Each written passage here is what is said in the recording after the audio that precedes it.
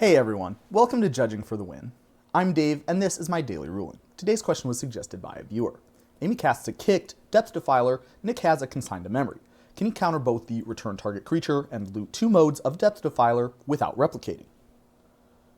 At first you might think that Nick could manage this if he cast the consign against the depth defiler itself, since it is a colorless spell. Unfortunately, this won't give Nick the desired result. Once the when you cast this ability triggers, it exists independently from its source.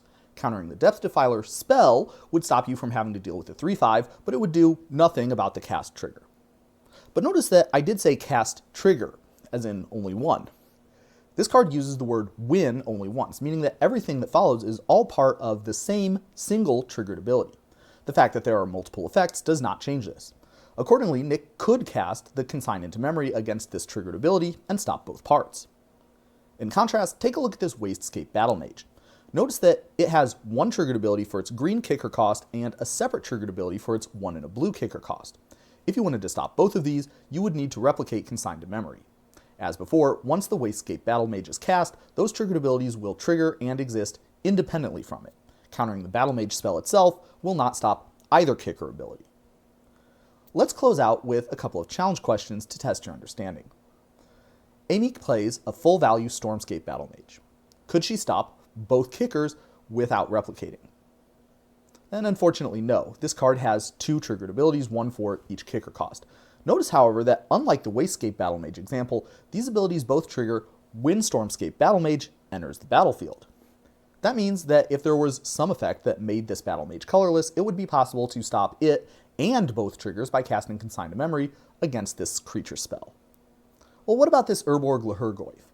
Well, again, you would be able to stop everything if you could just counter the Urborg Lahergoyf spell, but it's not colorless. Also, if you read this card carefully, you'll notice that we're missing something. Nowhere does this card use any of the words when, whenever, or at, which is a big deal because those words are how the game identifies triggered abilities. Many similar abilities are worded when this enters the battlefield mill 3, and Consign to memory could stop an ability like that. But, as it is, Consign to memory is completely useless against Urborg Lahergoyf. Last up we have this one, Vidalian Mindsinger. If we counter this spell, none of its effects will happen, but like before, it's not colorless, so let's see what else we could do.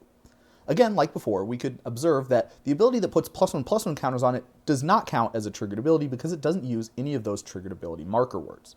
So Consign to memory would not be able to stop that from happening.